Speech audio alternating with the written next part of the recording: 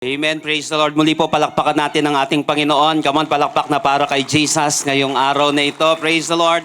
Good morning, good afternoon, good evening sa bawat isa na nandirito po ngayon. Pwede po ba at least 2 o 3 tao? Batiin naman po natin na nakaka-bless na good morning. Amen. Praise the Lord. Amen. Praise God. So welcome po sa bawat isa na nandirito ngayon. Naniniwala po ko that this is the day that the Lord has made.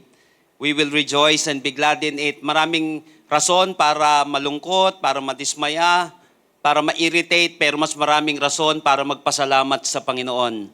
Unang-una, tayo po ay buhay pa, may pagkakataon pa na huminga, may pagkakataon pa na mabago mga pagkakamali, may pagkakataon pa na mag-grow. Mula sa tagumpay natin kahapon, may pagkakataon na magpuri pa rin sa Kanya, may pagkakataon pa rin na muli mabuhay para sa Kanya. Kaya ngayong araw na ito, patuloy po natin na ibigay ang ating buhay sa ating Panginoon, anuman ang ating kalagayan. So whether ikaw po ay first time na nandirito ngayon, hindi nagkataon ito ay tinaon ng ating Panginoon. Sa bawat isa na nandirito ngayon, continue to serve the Lord, araw-araw o linggo-linggo, na nagpapagal para sa Panginoon. Always remember that your labor in the Lord is not in vain. So tayo po ay nasa panibagong series natin ngayong buwan ng Mayo. Ito pong May series natin is entitled Seasons of the Soul. Ibig sabihin po nitong series na ito that God is at work in every season of life. Napakaganda po nitong series na ito. Although meron po tayong, if I'm not mistaken, meron po tayong 5 Sundays ngayon. Pero po itong 4 na Sundays ay ilalaan natin para dito sa ating series na ito, and then yung pang-5th natin ay series break natin. At dito po sa series na ito, makikita natin na yung ating buhay ay may kanya-kanyang season. Napaka-importante po na maunawaan ng tao ito para magkaroon siya ng isang buhay na may fulfillment, buhay na kung saan hindi parang naliligaw na akala niya wala nangyayari sa kanyang buhay. Yung pala, parte pala ng season yon ng kanyang buhay. So dito po sa mga pag-uusapan natin, iba't ibang mga seasons ng buhay, iba't ibang mga pangyayari. But the bottom line is God is at work in every season of life. Hindi natitrete ng Panginoon sa winter season mo. Hindi natitrete ng Panginoon sa summer season ng isang tao, sa fall season ng isang tao, sa autumn season ng isang tao, sa spring season ng isang tao, sa dry and wet season ng isang tao. Hindi siya natitreten doon. Why? Because He is at work in every season of life. Tandaan po natin na ang buhay ay parang panahon, palaging may pagbabago. May season ng saya, may season ng lungkot, may season ng breakthrough. Pero may season din ng breakdown. May season ng open doors at may season din ng closed doors. So life is full of changing seasons. Sabi nga po natin, changing seasons. Punong-puno ang buhay ng mga pabago-bagong panahon. Some seasons feel like spring, fresh and exciting. Others feels like winter, cold, lonely. So minsan nagtatanong tayo, Lord, bakit nandito ako sa season na ito? Bakit parang puro delay ang mga pangyayari? May purpose pa ba itong pinagdadaanan ko ngayon? So itong mga tanong natin na pangkaraniwan sa ating buhay o matagal na nating na binabattle na mga tanong sa ating buhay o kaya inayaan na lang natin dahil hindi ko naman talaga alam. Lord, bakit ako nandito sa ganitong klaseng season? Bakit parang walang nangyayari sa buhay ko? Lord, may purpose pa ba itong nangyayari sa buhay ko? Ang sagot po ay makikita natin sa text natin ngayon. Ecclesiastes chapter 3 verse 1. Dito po malinaw na mapabasa natin mamaya that walang season sa buhay mo na aksidente. At may kamay ang Diyos sa bawat chapter na yan. Therefore, meron pong divine order in every season. Ang tanong natin ngayon, bakit hinahayaan ng Diyos ang iba't ibang seasons ng buhay natin? Ulitin ko po. Bakit hinahayaan ng Diyos ang iba't ibang seasons ng buhay natin? Open your Bible with me in Ecclesiastes chapter 3, verse 1. Ecclesiastes chapter 3, verse 1, mga ngaral 3:1. Sinabi po dito, to everything. Ulitin ko po tingnan nyo maigi. To everything. Sabi nga po natin, everything. To everything, there is a season. And a time to every purpose under the heaven. To everything, there is a season. And a time to every purpose under the heaven. So join me in our message today entitled, Reason for Every Season. Reason for every season. So why does God allow different seasons in our lives? Sige na, naiintindihan ko na may tila baga parang winter, summer, spring, fall sa buhay ko. O sa atin dito parang may rainy season at may dry season sa buhay ko. Sige na may ganito, but why does God allow different seasons in our lives? Ulitin ko po, kapag naunawaan po natin ito, mamamaximize natin yung bawat season ng buhay natin.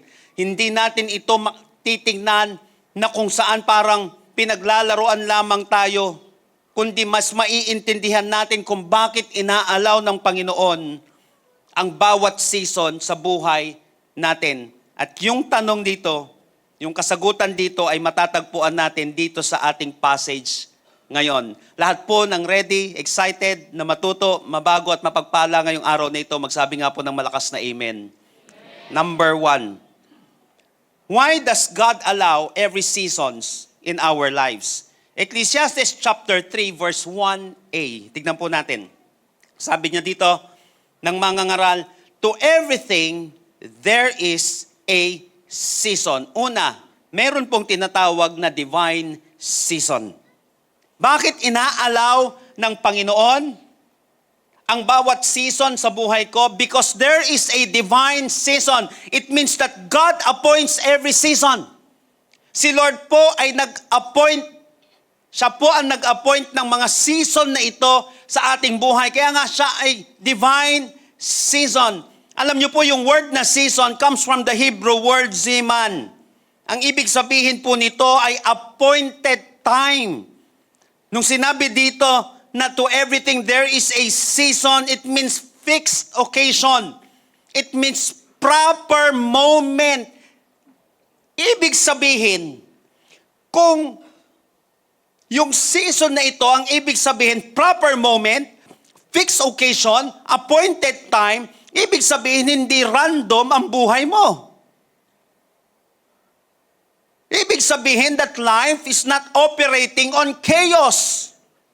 Life is not operating on chance or coincidence. Ibig sabihin, God has scheduled moments in your life. Sabihin nga po natin, moments. Si Lord ay nag-schedule ng moments sa buhay natin. May season para sa paglago.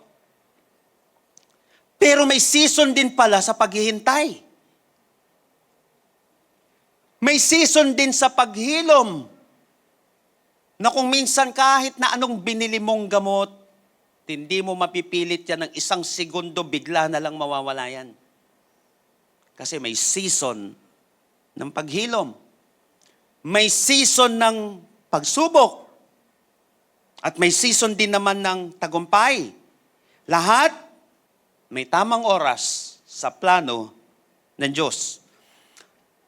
The verse says, alam niyo po, nakalagay dito kanina, to everything, there is a season. Sabihin nga po ulit natin, everything. Sabi dito, to everything. Not some things. Nakalagay po dito, to everything. Hindi some things. To everything, there is a season. Kaya nga po kanina, nung chinecheck, abang nagre-review po ako, parang naiirita na ako. Sa bahay pa lang, tapos dyan sa likod, biglang, ano nangyayari dito sa iPad ko? Alam mo pa naalala sa akin? Hindi habang buhay, magwo-work yan iPad mo. May season din yan na napakabilis niya, may season na bumabagal na siya, at may season, darating ang panahon na kailangan mo na siyang palitan. Pero sabi ko, Lord, wag naman po sana ngayon, Lord. Wag naman ngayon, Panginoon. Pero, whether you like it or not, may mga seasons na darating sa buhay ng isang tao. At may season sa lahat ng bagay. Buhay, bagay, bahay, business. May season. Why? To everything. There is a season. So yung verse natin ngayon, sinabi to everything. May divine season siya. So every blessing has a season. Every burden has a season. Every battle has a season. Every breakthrough has a season. So nothing enters your life without first passing to the sovereign calendar of God. Season. Ibig sabihin, fixed occasion, proper moment, appointed time, divine season. So may sovereign calendar ang ating Panginoon. And nothing enters your life na hindi muna dumaan dito sa sovereign calendar ng ating Panginoon na ito. So even what feels delayed is not denied kung ito ay under ng timing ng Panginoon. Remember, Joseph had a pit season. Si Joseph po ay may pit season. Pero meron din siyang, yung nasa balon siya. Pero meron din siyang prison season. At ang maganda dito, meron din siyang palace season. David had a shepherd season bago siya nagkaroon ng king season. Si Jesus may 30 private years season before siya nagkaroon ng 3 public years na season. So minsan gusto natin agad ang harvest. Pero may planting season muna. Kaya nga, meron tayong tinatawag na prosperity challenge. Pagtungtong nung January natin. Kaya nga ginawa po natin, meron tayong planting, meron tayong watering, at meron tayong harvesting. Kasi may season ng pagtatanim. So may mga mananampalataya, naghihintay ng ani, nagtanim ka ba? Naghihintay ng ani, hindi naman diniligan. Pagtanim mo, magti-training ka, kukultivate siya. Kaya nga maraming mga religious groups, giver naman sila. Maraming mga tao na kung saan giver naman, but they forgot this. Magtatanim ka, then you cultivate it. Ikukultivate, magti-training, mananalangin, papadisciple, magpapamentor, magtatanong, matututo sa bawat pangyayari, and then matutong mag-harvest kasi may season siya. Kasi minsan gusto ng tao, harvest agad, pero may planting season. But sometimes, we rebuke the very season God designed to develop us. Nire-rebuke ng isang tao yung season na kung saan dinisenyo para i-develop siya. Huwag mo i-rebuke yung season na dine-develop ka ni Lord. Hindi natin pwedeng nire-rebuke yung season of learning. Hindi natin pwedeng nire-rebuke yung season of sacrifice. Kasi darating din naman yung season of success ng buhay natin. But many people rebuke the very season God designed to develop them. So we have to ask ourselves, tanungin natin ang ating sarili, am I resisting the season God designed me? Am I impatient in a season meant to mature me? Am I comparing my season with someone else's timeline? Nire-resist ko ba itong mga seasons na ito na inassign sa akin ng Panginoon? Masyado ba akong bugnutin sa mga season na ito na i-design sa akin ng Panginoon para dito ako mag-mature. Alam niyo po, kung meron mang isang tao na gusto ko yung mabilisan na laban, mabilisan na resulta, ako po yun eh. Pero okay naman yon, lalo sa isang leader. Napaka-importante niya. Pati sa tagumpay, importante rin naman siya. Kasi habang ikaw nag-iisip, yung iba, nag-i-execute na. Kalahati lang na knowledge natin yung iba, pero sila nag-execute. Kaya nauna sila. Nakuha po natin. Kaya lang, hindi lahat makukuha ng sobrang bilis na hindi mo na siya pinag-aaralan. Importante ang agility pagdating sa buhay, lalo na pagdating sa leadership. Ang ibig sabihin ng agility, hindi banat lang ng banat. Ibig sabihin, bago ka bumanat, bago ka humakbang, pinag-aralan mo muna. So para makahakbang ka, di bilisan mo pag-aaral. Pero hindi mo pwedeng escape yon. Hindi siya pwedeng escape, hindi siya shortcut. Ang gusto ng Panginoon, nagwo-work ang Holy Spirit sa smart cut, not sa shortcut. Kasi importante pa rin yung process na yon. Importante pa rin yung season of learning na yon sa ating buhay. But huwag mong kamuhian ang season na ginagamit ng Diyos para ihanda ka. Huwag mong ikumpara ang timeline mo sa iba. Why? May kanya-kanyang schedule tayo sa kamay ng Diyos. Now, you may not control the calendar of life. But the good news is, God does. Hindi natin makokontrol yung kalendaryo ng buhay. Pero ang Diyos kaya. God manages times and season. Kaya nga po sinabi sa Daniel chapter 2 verse 21, He changes the times and the season. Si Lord ang nagbabago ng times. Siya ang nagbabago ng season. So when life changes unexpectedly, may mga pagbabago sa season ng buhay natin. Trust the one who holds time itself. Pagkatiwalaan natin sa pabago-bagong panahon, pagkatiwalaan natin ang may hawak ng panahon. Sa pabago-bagong oras, dumating man yung panahon na kung saan dumating yung pagbabago sa buhay ng isang tao, trust the one who holds the season. Pagkatiwalaan natin yung Diyos na may hawak ng time, na may hawak ng season.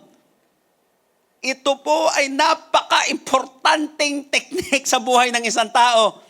Pag may pagbabago, di ba? May pagbabago sa katawan natin. Maging sa lalaki, sa babae. May pagbabago sa paligid natin. At minsan sa mga pagbabagong yon or madalas, sa mga pagbabagong yon, nagugulumihanan tayo, naguguluhan tayo, hindi natin alam ang gagawin natin.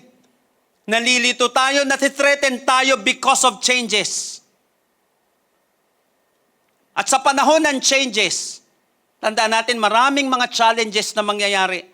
At change can make or break you. At sa panahon na ito pinakamaganda, lagi mong tatandaan, yung una nating day. Bakit inalaw ni Lord yung mga seasons na ito? Tandaan natin, kasi may divine season. Nag-appoint si Lord ng season in everything. Sabi dito sa passage natin, anong gagawin natin? Kung si Lord pala, ang may hawak nito, may divine season pala, di sa Kanya ako magtitiwala. Sa Kanya ako magtitiwala sa panahon ng pagbabago ng panahon.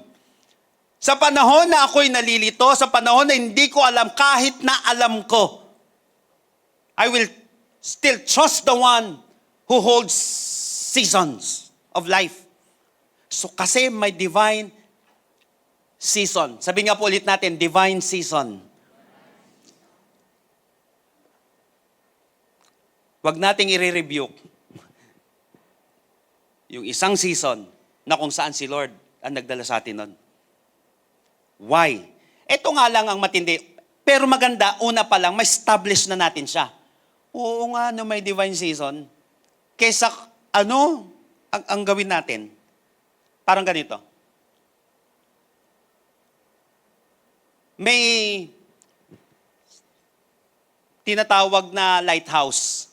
Yung lighthouse na yon, ano magbabago? Yung lighthouse o yung barko? Hindi mababago yung lighthouse. Kahit na-rebuke mo ng rebuke yan, hindi mawawala yan. Why? Nakadesenyo yung lighthouse na yon para i-guide ka. Hindi para lituhin tayo. Nakuha natin yung sa navigation, ginagamit siya. So ang gagawin, tayo ang magbabago doon. Kasi may intention yun, yung lighthouse na yun eh. Nakuha natin. So pag nalaman natin, may intended season sa buhay, may divine season si Lord sa buhay ng isang tao. So yung season na ito, pagkakatiwala lang natin, Lord, you hold this season. Lord, kayo po ang nag-a-appoint ng season ng mga changes na ito. Sa panahon na dumadaan ako sa bawat season na ito, ang gagawin ko, magtiwala ako sa Lord ng season na yon. Kasi divine season siya eh. Darating at darating talaga siya. May season ka na baby ka. May season ka na youth ka. Magiging young professionals ka. Na tatanda ka. Magiging senior citizen ka. So, sa bawat pagbabagong yon, sa buhay, sa bahay, sa mga businesses natin, always remember this, na may divine season. Hindi habang buhay, pare-parehas siya. So, ipagkatiwala natin sa Diyos. Kung si Lord pala may hawak nito, hindi ko siya hawakan. Mag-hold on ako dun sa Diyos ng season na yon ng buhay ko. Kasi, balik tayo sa lighthouse. Kapag tinalo ko yung lighthouse na yon, hindi, mas malakas ako sa lighthouse na yun, babanggayin ko yan. Sino mawawasak? Tao ang mawawasak. Why? May divine season. Hindi mo siya pwedeng banggain. Ano ang gagawin natin? Hindi naman natin mababangga ang Diyos. May sovereign calendar ang Panginoon. Kaysa banggain natin siya, ang ganda nung pangalawa na point natin dito. Kasi may divine season, pero mababasa natin sa Ecclesiastes chapter 3, 1b. Di ba nakalagay sa una? To everything, there is a season. Dito sa 1b nakalagay, and a time to every purpose under heaven. Second, kung may divine season, may tinatawag din na divine reason. Sabihin nga po natin, reason. Kung may divine season, may tinatawag na divine reason. Kesa banggain ko yung Diyos, hindi ko naman siya kayang banggain.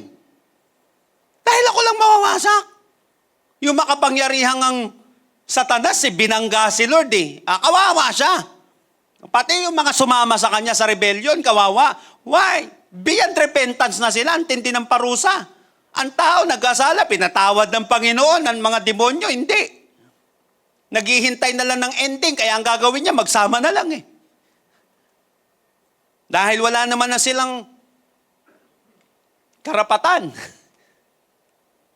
Beyond repentance na sila. Magsasama na lang sila. Kaysa panggain natin, yung divine appointment na yon, yung divine season na yon, ito maganda. Intindihin ko na lang yung divine reason. Bakit nilikha ni Lord yung lighthouse? Kaysa bangkain ko siya. Kaysa banggain ko si Lord. Tignan ko na lang yung divine reason. God accomplishes a purpose in every season. Si Lord pala, kaya pala may divine season sa buhay ng isang tao kasi meron siyang divine reason. At i-accomplish ng Panginoon yung kanyang purpose dun sa season na yon in everything.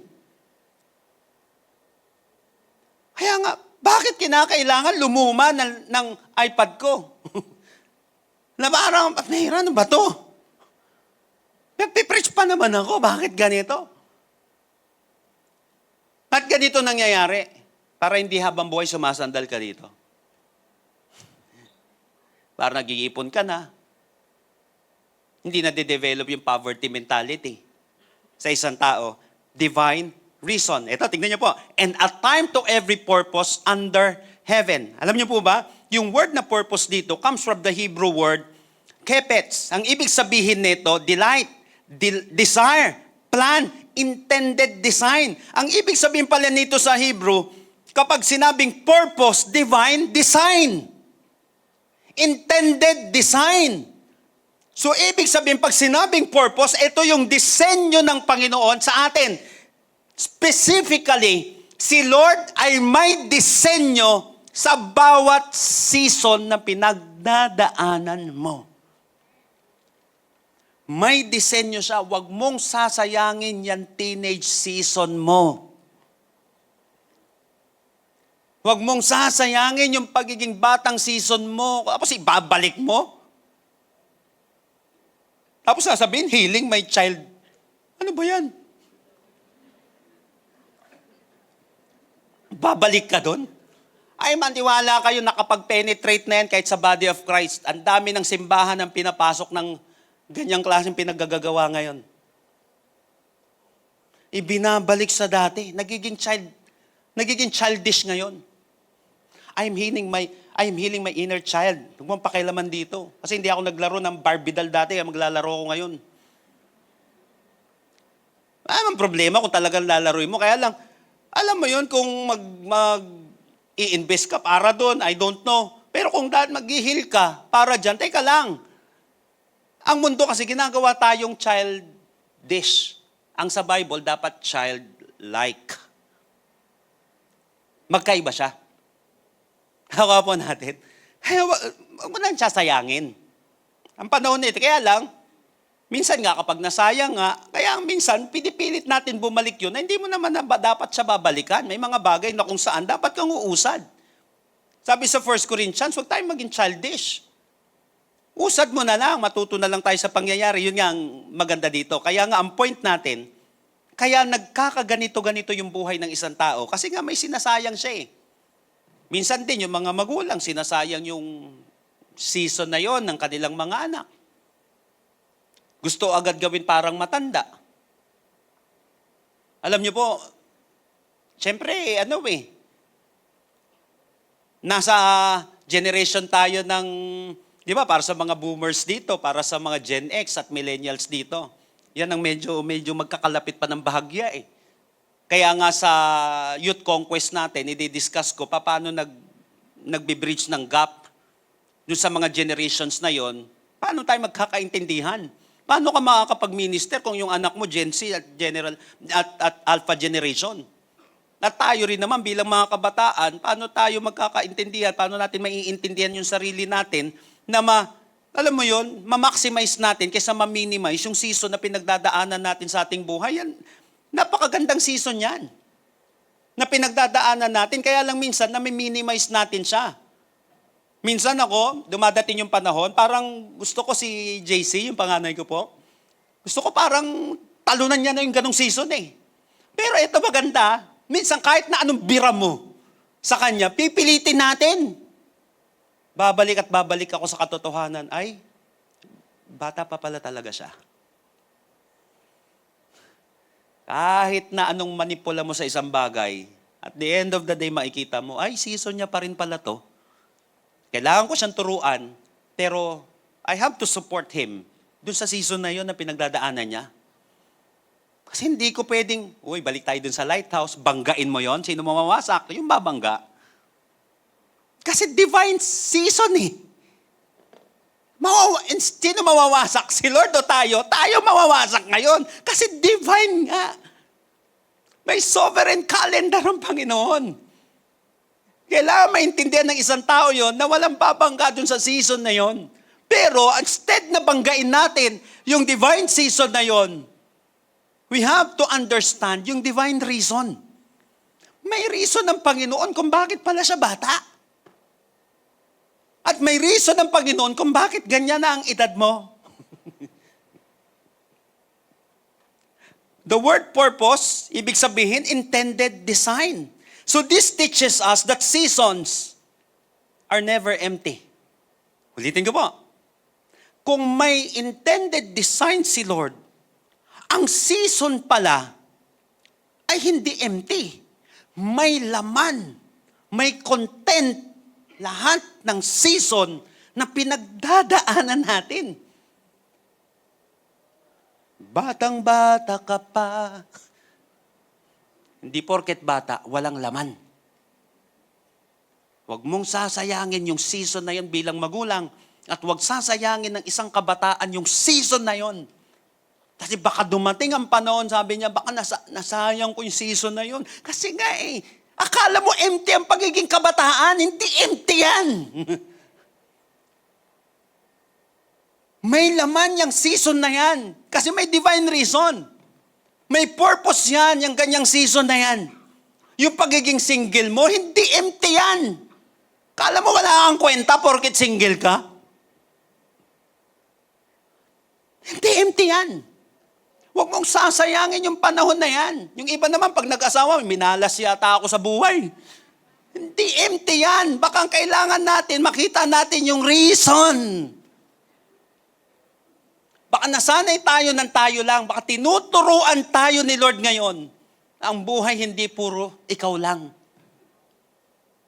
Baka tinuturuan pala tayo ng Panginoon. May ginagawa pala si Lord. Tandaan natin, seasons are never empty. Ibig sabihin, walang season na sayang. Ulitin ko po, walang season na sayang. They carry divine assignment. Ulitin ko po, ang bawat season, nagkakargayan ng intended assignment, ng divine assignment. Kaya nga ang painful season mo, pwedeng nagtuturo ng strength. Ang waiting season mo, pwedeng nagtuturo ng patience. Ang lonely season mo, pwedeng nagtuturo ng dependence kay Lord. Nung malungkot pala, ako, tinuturuan pala ako ni Lord na dumepende sa Kanya. Nung nasasaktan ako, tinuturuan ako ni Lord paano maging malakas o mag-endure sa ganitong klaseng sitwasyon. Ang lonely season mo, pwedeng nagtuturo ng dependence sa ating Panginoon. Ang battle season mo, pwedeng nagtuturo ng faith sa Kanya. So God does not merely manage season. Ulitin ko po God does not merely manage season. Rather, He fills them with meaning. So yung bawat season na yan, hindi lang may divine season, may divine reason din. Hindi niya lang minamanage yung season na yan. May meaning siya sa bawat season na yon. Kaya instead na isumpa mo yung pagiging single mo, instead na isumpa mo yung pagkakaroon mo ng asawa, instead na isumpa natin yung pagkakaroon natin ng anak, tignan mo yung meaning. Sabi nga po natin, meaning. Namansin natin, umaayos yung perspective natin ngayon kapag alam natin na may reason yan. Hindi siya empty. Nakakala ng iba, may mga nakakausap ako kaya tinitrain ko po yung mga pastors, kini-equip ko sila na akala nila pag nagkaanak sila, sira na ministry nila. Tingin mo empty yan? Yung kapag nagkaanak ka na, nagkaasawa ka na, hindi ka na magiging fruitful? Hello. May meaning yan. At may meaning din yung panahon na wala. Kasi hindi empty ang season. May divine reason siya and God accomplishes a purpose in every season. Ngayon, tignan natin ano yung meaning na yon. Kaya tandaan po natin sinabi nga po sa Romans chapter 8 verse 28, all things work together for good to them that love God. Hindi magwo-work ang lahat ng bagay for good. Hindi po. Ang sinabi ng Bible, to them that love God. Kaya umpisa pa lang, importante yung una, may divine. Si Lord. Nakuha po natin? Kasi kapag wala si Lord, hindi natin siya maintindihan. Hindi natin isusuko sa Panginoon, hindi tayo magtitiwala sa Kanya, hindi tayo, alam niyo po, aasa sa Kanya. All things work together for good to them that love God. Not all things are good, but God can work all things for good. Nakawa natin, hindi lahat good, but God can work all things for good para sa Kanyang layunin. Kasi may bad naman sa mundo Yung ginawa kay Joseph, hindi naman good yung masakit nga. Tinapon siya, halos patayin siya, pinagbintangan siya. But God can work all things for good para sa Kanyang layunin. Ang prison ni Joseph, naging daan para sa promotion. Ang wilderness, naging training ground. Ang cross, naging daan sa salvation natin. So ang season na iniiyakan mo ngayon, maaaring maging testimony mo bukas. Litin ko. Yung season na iniiyakan mo ngayon, maaaring maging testimony mo na yan bukas. What looked like tragedy can become a testimony. Yung akala natin isang trahedya sa buhay natin, bukas makalawa, napakagandang testimony pala na magiging pagpapala sa iba. And always remember this, that your testimony can unlock someone else's prison. Yung pinagdaanan natin, pag naikwento mo sa iba, nakakawala sila sa prison ng kahirapan, sa prison ng kalungkutan, kasi dumaan ka dun eh. Kaya wag nating sasayangin yung season na yan. Kasi punong-puno ng meaning yung season na yan. At marami ang makikinabang bukod sa atin. Maraming mga tao ang makikinabang kasi naintindihan natin hindi lamang yung divine season, kundi yung divine reason. Kaysa banggain ko yung Diyos ng season na yon, kailangan malaman ko na lang na may reason yung bawat season na ito at hindi empty itong season na ito. Yung halimbawa, nagkakaroon ka ng, akala ng iba, di ba? Yung kita nila, ang ganda. Hindi ganyan. Sa negosyo, sa buhay, sa ministry, kahit na sa social media, hindi puro magaganda kita mo. Darating ang panahon, gaganyan ka. Magninegosyo ka, may panahon na gaganyan, may panahon na gaganyan. Yan ang tama, kasi yan ang ibig sabihin ng buhay. Kaya lagi ko nga pong sinasabi, there's no such thing as straight line growth. Ang growth pa ganyan. Kaya it doesn't mean may paganyan ka, hindi ka na lumalago kasi parte yan ng buhay. Alam nga naman dire-diretso, patay yun. Kaya nga naunawan po natin. Kaya nga lagi ko pong tinuturo kapag sa organization, kapag ikaw dumadaan ka sa panahon na nagpaplato ka, may dapat kang gawin. Sa panahon na nagpaplato ka. May tinuturo doon para sa panibagong pag-angat mo. Sa resurgence na tinatawag. Para sa bounce back mo. Kasi doon tayo natututo, doon tayo nag-i-innovate, doon tayo kumakawala sa dating pamamaraan natin. Kasi may season nga eh. Hindi naman tayo hintayin yan, uusad yan. So matuto na lang tayo sa bawat season na yon. Ngayon, natututo tayo, lumalago tayo, nababago tayo. Kasi kapag may mga bagay na hindi ka mabago, ikaw ang magbabago eh. Nakawa natin siya. May mga bagay na mapipilitan ka talaga. Dati natatandaan ko po, sinasabi nila, nako yung internet, sa demonyo yan. Kaya huwag kayo mag-internet. Tapos, ginagamit na internet. Yung nagsabing sa demonyo yan, nag-i-internet na ngayon. Mga Christian po itong sinasabi ko. Na kung ano-anong mga pinaniniwalaan. Dumating yung Facebook, lalo na yung TikTok. Naku, sa demonyo yan. Yung demonyo gumawa niyan. Saka kumikilos dyan. Mamaya nagsasabi na, nagsasasayaw na sa TikTok ngayon. May mga bagay na kung saan hindi mo mababago. Pero tayo ang kailangang magbago. May mga bagay na neutral.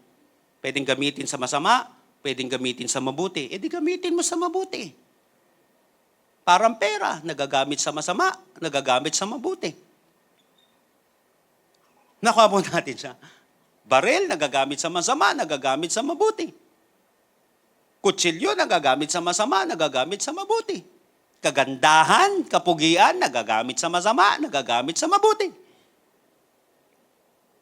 Kaya nga po, kailangan maunawaan natin ano yung dahilan ng Panginoon, hindi kapamaraanan ng mundo, hindi dahilan ng mundo, kundi ano yung divine reason. Ulitin nga po natin, divine reason. Yung reason ni Lord, hindi sa mundo. Kailangan umalain tayo dun sa intended design na yun ng Panginoon. Ano yung disenyo ni Lord dito sa pangyayaring ito? Your present season may confuse you now. Remember this. Ulitin ko po. Your present season may confuse you now. But it will preach later. Yung season natin, pwedeng nagko-confuse sa atin ngayon, pero bukas makalawa, magpipreach na yan. Magiging testimony na yan. May aral na yan na dala sa atin at sa mga tao. So instead of only asking, Lord, when will this season end? Kailan po ba mag-i-end ang season na ito? Pwede ba ang itanong natin, Lord, what do you want to produce in me during this season? Ano ba po, Lord? Kesa lagi na lang, Lord, kailan ba mag-i-end itong pagsubok na ito? Teka lang, huwag ka mag-alala, mag-i-end yan. Lord, kailan ba mag-i-end itong bagyong ito? Huwag kang mag-alala, walang sapat na kapangyarihan ang bagyo na tumagal ng 1 buwan. Hihinto yan. So instead, na laging ang tanong natin, kailan mag-i-end ito? Ang itanong natin, Lord, what do you want to produce in me during this season? So instead of escaping every hard season, learn from it. So instead of complaining through it, cooperate with God in it. So habang nasa poder ka pa ng magulang mo, yun yung season mo, learn from it. Kasi darating ang panahon, ikaw na rin doon. Whether maganda o hindi maganda, learn from it. Kaysa mag-rebel tayo, kaysa magganito. Nasa season tayo ng pagkatuto, wala ka pa sa pwestong yun, kaysa patalsikin mo siya, matuto ka muna ngayon. Para pagdating natin sa pwestong yun, mas aral tayo, mas alam na natin ang gagawin natin, kaysa minamadali natin siya at inilalagay natin sa ating mga kamay ang mga bagay-bagay. So habang nasa panahon ng kahirapan, isipin mo na lang na para siyang bagyo. Mawala din yan. Kaya lang, ano ang kailangan kong matutunan habang nandito ako? Habang hindi pa ako kumikita ng pera at pinag-aaral pa ako ng mga gulang ko, ano ang kinakailangan kong matutunan sa season na ito? Habang hindi pa ako naglilid, anong matutunan at matututunan ko pagdating sa pagsunod sa season na ito? At kapag naglilid na ako, anong matututunan ko sa season na ito? Tandaan natin, may divine season, pero may divine reason. So instead of complaining through it, cooperate with God in it. Hindi lahat ng hard season, remember, ay punishment. Minsan, preparation pala. Ulitin ko, hindi lahat ng season punishment. Meron palang season sa buhay natin na preparation pala ni Lord sa ating buhay. So when you know na ang Diyos pala nag-appoint ng seasons and He will accomplish purposes, ngayon ang maganda, you can trust Him now in every chapter. Kung si Lord pala nag-appoint ng season at i-accomplish niya yung purpose na yon sa bawat season, pagkatiwalaan na natin si Lord sa bawat chapter na yon ng buhay natin. Balik tayo sa katanungan natin kanina. Bakit hinahayaan ng Diyos ang iba't ibang seasons ng buhay natin? Alam naman talaga natin na may winter, spring, summer, and fall na literal at figurative pagdating sa buhay natin. Or may rainy season at meron din namang tinatawag na dry season sa buhay ng isang tao. Hindi habang buhay, paldo ka lagi. May panahon na kahit mayaman, nagtitipid pa rin talaga. Kasi season yun, may tinuturo sa kanya. Pag pinagpapahinga siya, magpahinga. Pag pinagtatrabaho, todo mo. Ang pag-grind.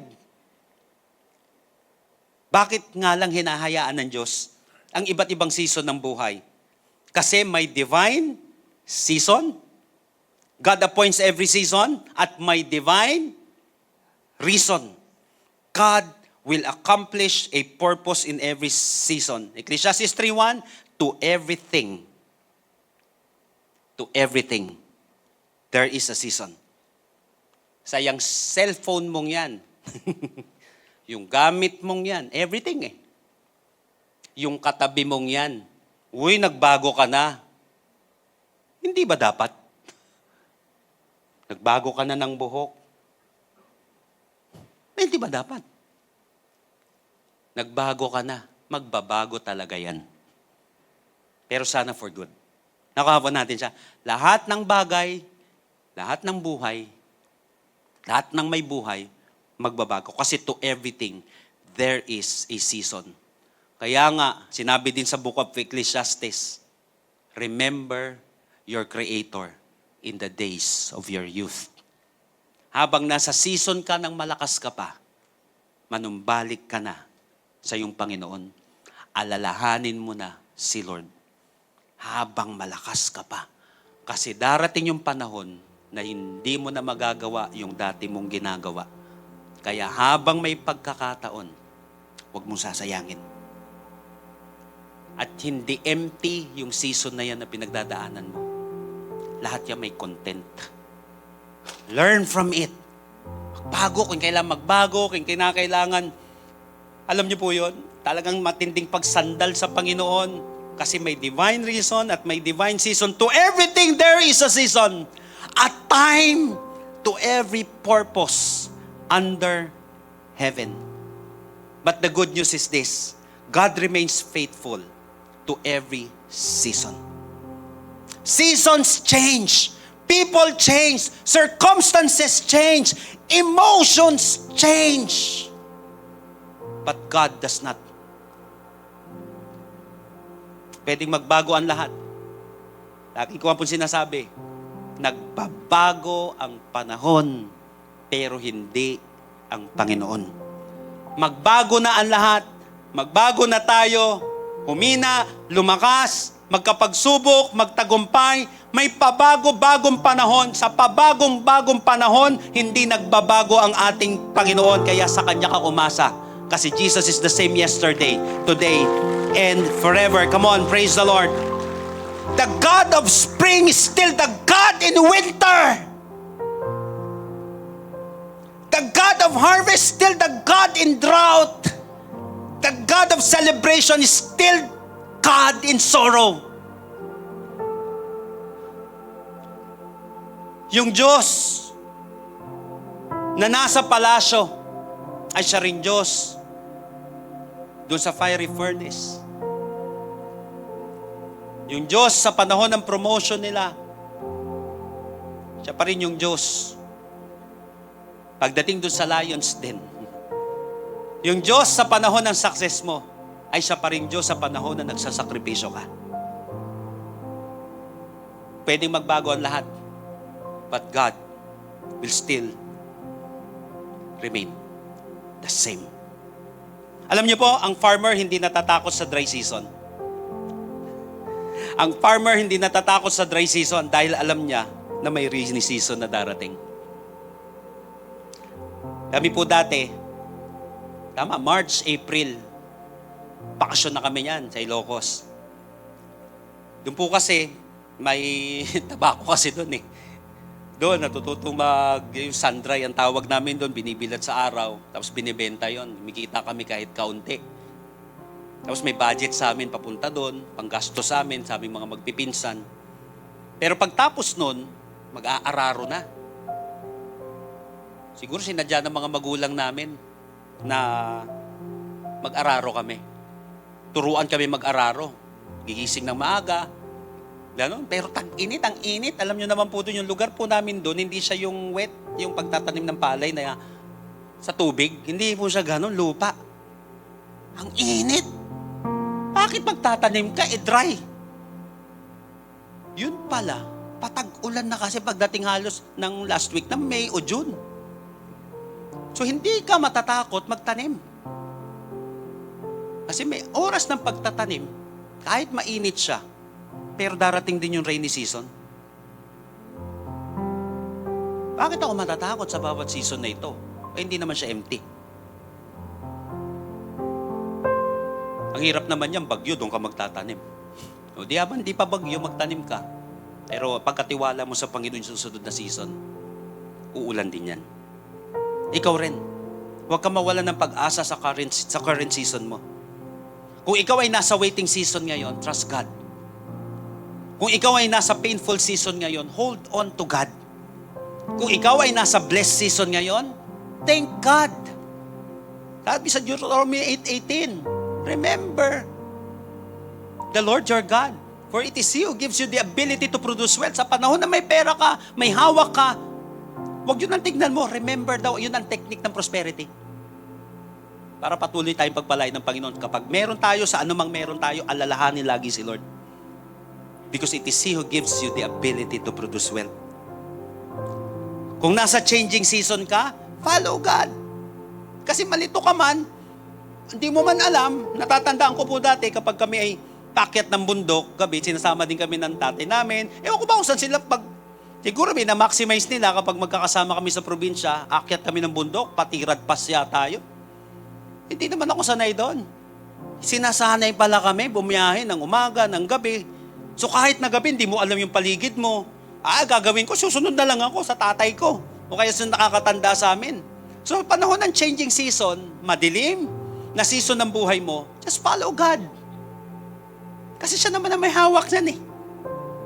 Alam niya naman yan, kaysa gawin natin yung sa sarili natin lakas, mag-imbento tayo, kalimutan natin ng Panginoon, maliligaw lang tayo. Kasi ulitin ko, balik tayo dun sa may lighthouse, hindi mo magigiba yun. Pero may reason yun. Hindi natin magigiba ang kalooban ng Panginoon.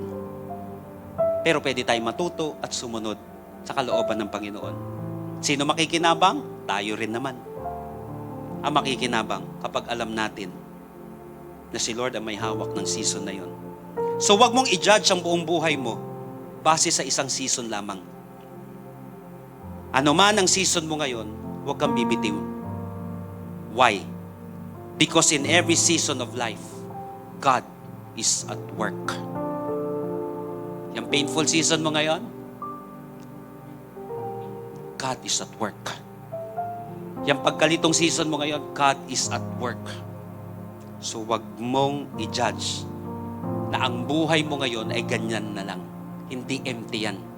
Full of meaning yung season na yan. At nagiging meaningful ang season na yan kapag filled yan ng presence ng Panginoon sa ating buhay. So natural na dumaan tayo dyan, pero ang maganda, kasama natin si Lord sa pinagdadaanan natin. Diyan magiging meaningful ang buhay natin. Hindi sa sakit ng problema, hindi sa kawalan. Ang magiging dahilan ng pagiging meaningful niyan kung sino ang kasama mo sa pagdaan mo sa season na yan ng buhay mo. Kaya purihin natin ang ating Panginoon. Praise the Lord. Tayo pong lahat ay tumayo if you can stand in the presence of God today. Be reminded, brothers and sisters in Christ, amazing people of God. Ecclesiastes 3 verse 1. To everything there is a season. To everything. Isipin mo ngayon, ano yung everything na yan? Na parang napaka-significant ngayon sa buhay ko.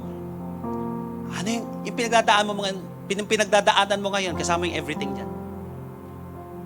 Pagiging single mo, kasama dyan sa everything. Yung pagiging may asawa mo, kasama sa everything. Yung may anak ka na ngayon, kasama sa everything. Yung nasa sakripisyo ka ngayon, kasama yan sa everything. Yung successful ka ngayon, kasama yan sa everything. Yung nasusugatan ka ngayon, kasama yan sa everything. Nalulungkat ka, kasama. Pagtandaan natin, hindi empty yan. But rather, it is full of meaning. Remember this, before tayo mag-end. Ang Diyos na nagdala sa'yo sa season na ito, siya rin ang magdadala sa'yo sa next season mo. Yung Diyos na may likha ng season na ito, siya rin ang magdadala sa'yo sa next season mo. Therefore, your confidence should not rest in the season. Ulitin ko po. Your confidence should not rest in the season, but in the Savior. Hindi sa season na ito. Bakit ako aasa sa Kanya? Sa season lang na ito. Sa season ng kawalan, sa season ng pagkakaroon, sa season ng kagalakan, sa season ng kalungkutan, hindi ko sasabihin na ending na ang lahat. Hindi ko sasabihin na ito na lang, pagpapalang ito, dito na ako at sasandal. Hindi. Sa painful season ko, hindi ako dyan sasandal. Sasandal ako sa Savior ko sa season na yan. Sasandal ako sa Diyos na kung saan may likha ng langit at lupa na makapangyarihan sa lahat. sumandal ka kay Lord sa bawat season mo. Again, to everything there is season. And time to every purpose under the heaven. To everything. I want you to close your eyes right now. Pagbulay-bulayan natin ito ngayon. Ano sa everything na ito ang napaka-significant na season mo ngayon? Lahat naman talaga may season. Yung iba hindi mo halata. Ano yung feel mo ngayon na season mo? Aminin mo. Ano yung season na yan?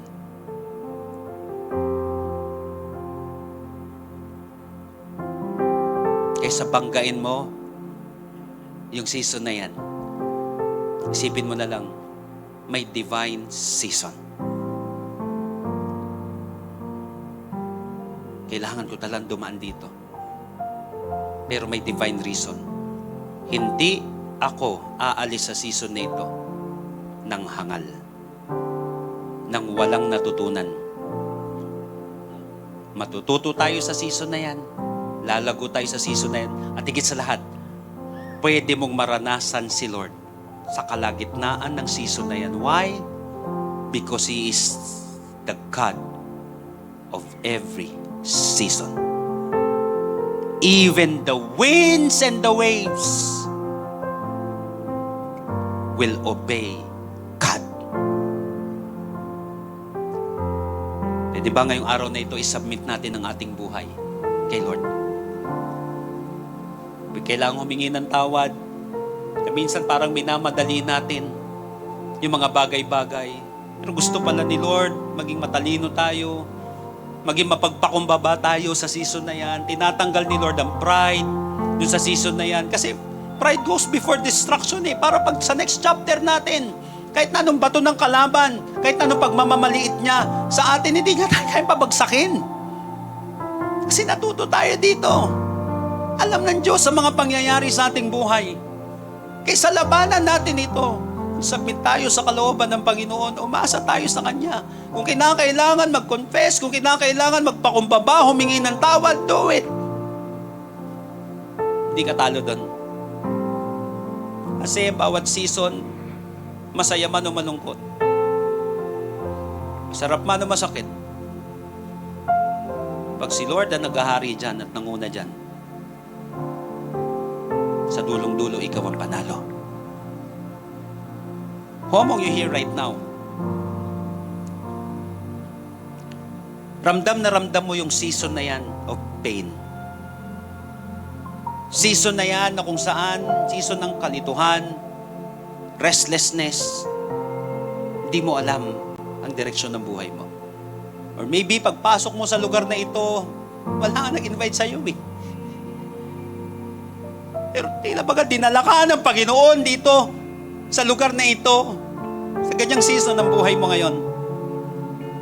Or maybe may nag-invite sa'yo, akala mo random lang yung pangyayari, may usapan lang kayo, in-invite ka lang, hindi nagkataon yan.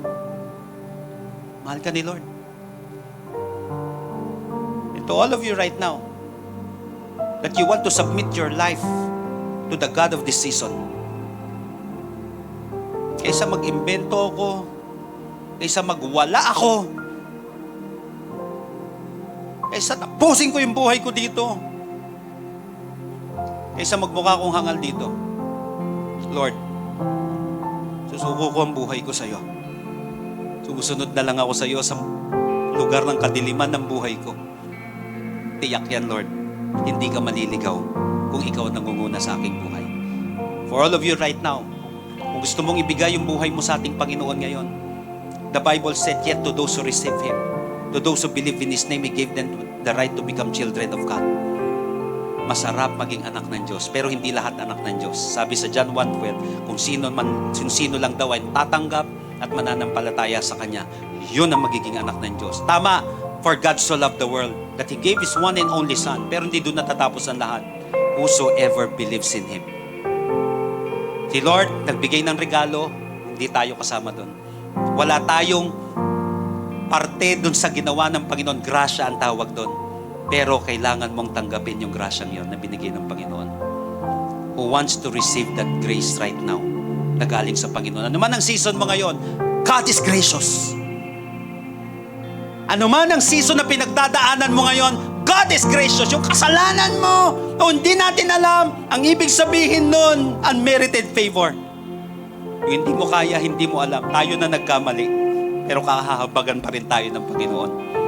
Who among you here right now want to receive that grace from the Lord right now? Bibilang ako ng 3. Especially if this is your first time, you want to give your life to the Lord, you want to submit, to surrender everything to God. Or maybe you want to rededicate your life to the Lord. At the count of 3, taas mo na mabilis ang kamay mo. Na sinasabi mo, Lord, be the God of my season. Save me from this season. Lift up your hands. 1, 2, 3. Tell it to Jesus right now. Lord Jesus, Jesus, come into my life.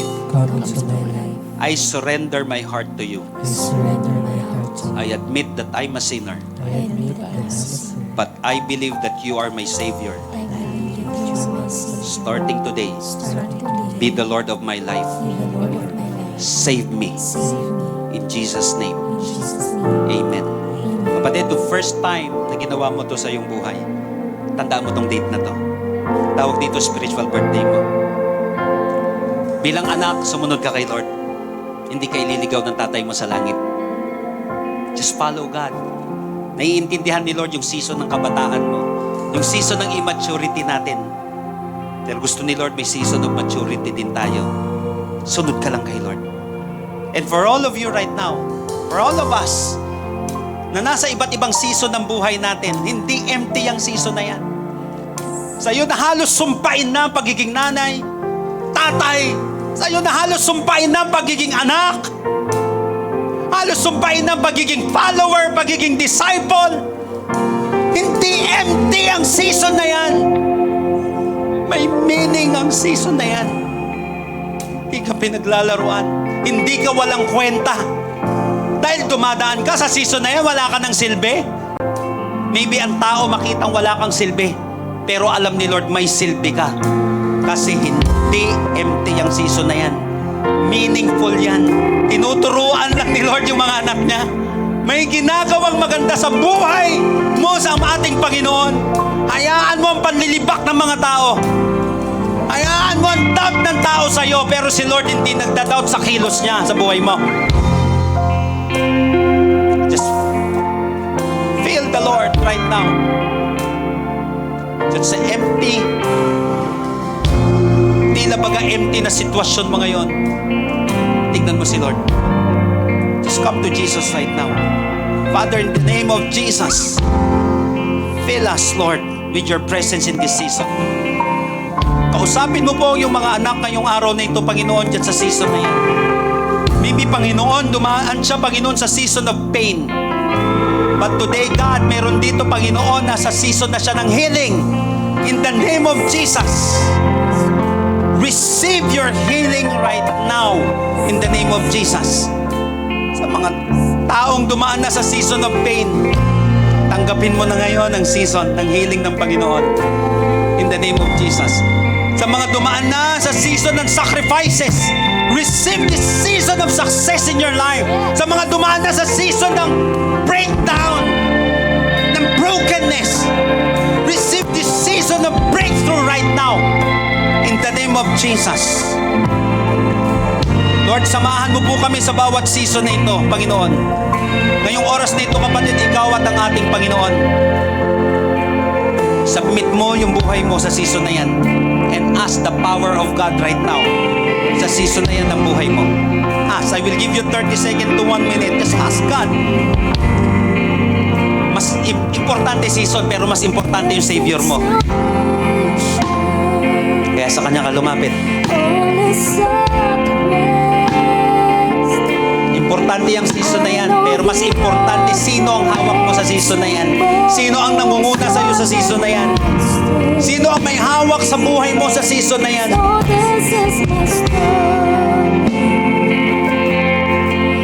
Magtiwala ka sa Panginoon sa bawat season ng buhay mo.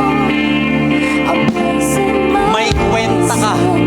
May kwenta yung season na yan. Kahit hindi kita ng iba. Submit yourself. Trust the Lord.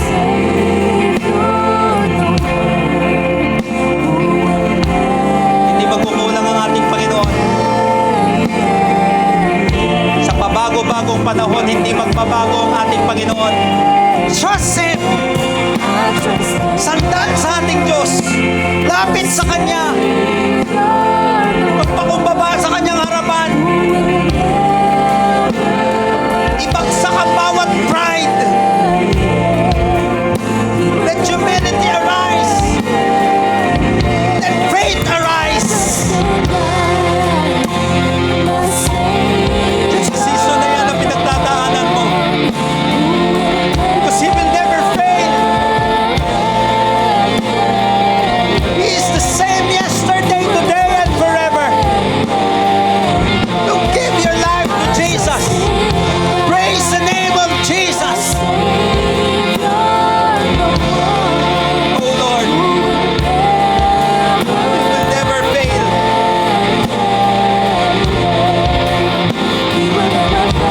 Oh Lord,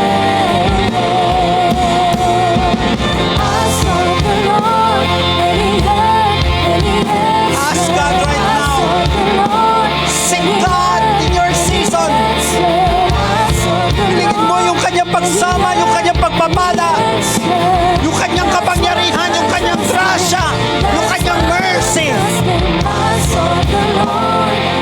Ask God. You need Jesus.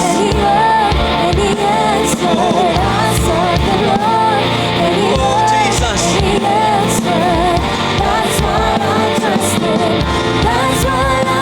Oh, Lord. Ask God. Seek God today. Seek and you shall find. Ask and you will receive. Knock and the door will be opened unto you. Oh Lord.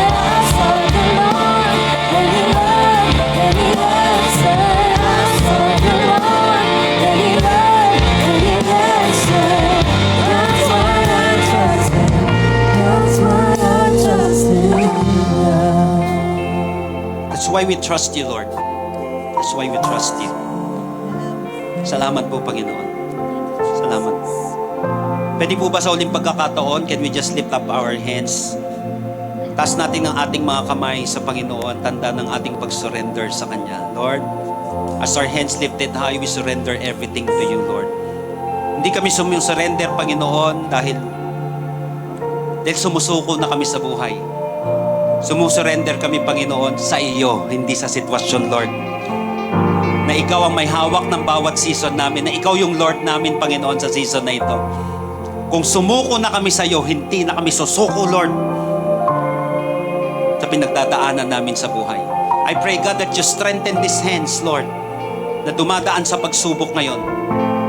Lord, mas magiging matalino, mas magiging malakas, mas magiging palaasa sa iyo, Panginoon, sa season.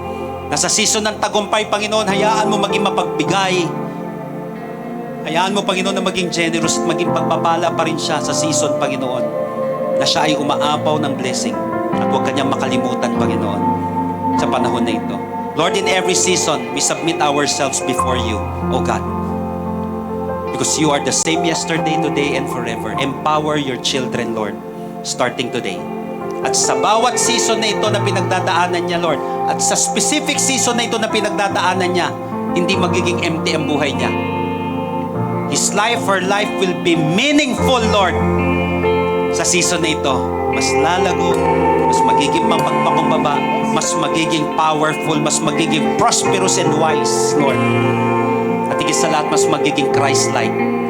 All for your greater glory alone.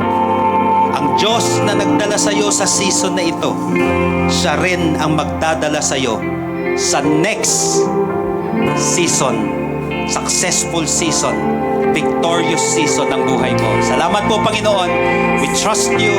We entrust you everything, God. Salamat po. Purihin ang dakila mong pangalan. Ito pong aming panalangin sa pangalan ni Jesus. Lahat may magsabi ng Amen and Amen. Kamo mas malakas na papuri at pagsamba sa ating Panginoon. Praise the Lord. Amen. Praise the Lord. Sige po, minsan pa mas malakas na palakpak para sa ating Panginoong Jesus. I believe po na tayo pong lahat ay pinagpala ng Word of God. Amen po ba? Napakaganda po ng series natin, na bagong series natin at ang message natin today na may kinalaman sa season. And napansin ko rin po pati sa kaperahan natin may season din eh. Minsan nasa season tayo na sagad. Sino po nakaka-experience niyan? Minsan season ng sakto lang. And minsan naman nasa season tayo ng sagana. O sabi nga nila paldo. Di ba? Sino po dito paldo ngayon? Magkasagutan ng lunch mo ngayon. Okay? Sa anumang season po tayo, napansin ko rin po na dito po mas lalong nasusubok ang faithfulness at generosity natin bilang mga mananampalataya. Sa mga pabago-bagong season, especially ng finances po natin, mas nasusubok ang ating faithfulness kay Lord at ang ating pagiging generous. Kaya nga po sa oras po na ito, nasaan mang season tayo ngayon, patuloy po tayong sasamba at magpupuri kay Lord sa pamamagitan po ng ating pagbabalik, ng ating tithes at pagbibigay ng ating mga offering. Amen po. At naniniwala po tayo every time we give to God faithfully and generously, na worship po natin ang ating Panginoon. At alam ko po tayong lahat excited na para dito, kaya po i-ready po natin yung ating mga tithes and offering. Lagay po natin sa mga envelopes po natin dyan. Sulat po natin yung mga pangalan po natin. Yan, tithes natin. First fruit or expansion. Praise God po sa mga nakatapos na ng expansion. Praise God po sa nagsimula na at may panahon pa po tayo na para i-complete ito at surely pagpapalain naman po tayo ng ating Panginoon dito. At bago po tayo, habang inahanda po natin itong mga tithes and offering natin, gusto ko lang po ulit i-remind ang bawat isa with this verse, Malakay 3:10. Basahin ko po pala sa Tagalog. Dalinin nyo ng buong buo ang inyong ikasampung bahagi sa tahanan ng Diyos upang matugunan ang pangangailangan sa aking tahanan. Subukin ninyo ako sa bagay na ito kung hindi ko buksan ang mga bintana ng langit at ibuhos sa inyo ang masaganang pagpapala. Always remember, church, na ang tithes and offering po na ginagawa natin, hindi lang siya tungkol sa pagbibigay ng pera. Ito po ay tungkol din sa act of obedience natin at expression of trust natin sa ating Panginoon. At katulad nga ng sinabi ng verse natin, ang purpose nito, sabi ni Lord, para matugunan ang pangangailangan sa aking tahanan. Ibig po sabihin, para masuportahan ang gawain natin, ang gawain ng Panginoon sa church, sa ministry po natin, at sa mga ginagawa pa po natin sa body of Christ, sa leadership. And listen to this, church, naniniwala ko na na gagamitin po tayo ng ating Panginoon. God will use you and God will bless you. Just be faithful and be generous. Gusto ko po sabihin sa bawat isa, malaki ang part mo kung bakit meron tayong ganito kagandang gawain. Dahil po yan sa iyong faithfulness at generosity mo sa ating Panginoon. Kaya naniniwala ko, mas lalo pa tayong pagpapalain ng ating Panginoon. Kaya po mamaya, habang magbibigay tayo ng ating tithes and offering, gawin natin to ng may matinding faith, may kasiyahan sa puso, may pasasalamat at matinding pag-ibig sa ating Panginoon. Amen? Sige po, tayo pong lahat ay manalangin. Yuko tayong lahat. Let's pray. God, maraming salamat po, Panginoon, sa oras po na ito, Lord. Dito po, Panginoon, sa muli, pagkakataon, ma-express namin, Lord, yung pagmamahal namin sa iyo. Maipakita namin yung obedience namin sa iyo, Panginoon. Through our giving, Panginoon. Lord, maraming salamat, Lord. Kinikilala namin na lahat ng mga bagay na meron kami galing sa iyo, Panginoon. Kasi, Lord, wala itong mga kayamanan na ito kundi mo kami pinalakas, kundi mo kami binigyan ng talino, kundi mo kami binigyan ng skills, kundi mo kami pinagkatiwalaan ng trabaho, ng business, wala itong mga bagay nito. Kaya naman, Panginoon, sa araw na ito, nagtatapat kami, Panginoon. Babalik namin yung nararapat sa iyo, Panginoon. Pagpalain mo po mga kapatid ko na ito, Lord. God, overflowing blessing ang maranasan nila, Panginoon, na sa ganon, maging channel of blessing pa sila sa iba, Panginoon. Maraming salamat. This is our prayer in Jesus' name. Amen and amen.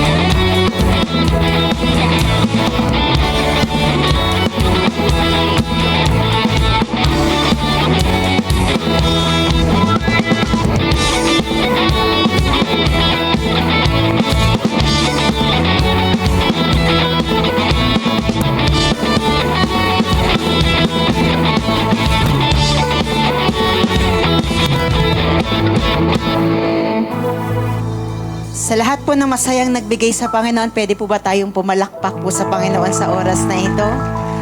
Amen. Sino po dito, you know you are blessed by the Lord today? No? Binigyan ka ni Lord ng pag-asa, na-transform ni Lord yung buhay mo, na-transform ni Lord yung isip mo. Lord, di mo pala ako iniiwan.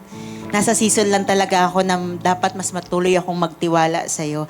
At alam niyo po, dapat sa bawat season, galingan mo.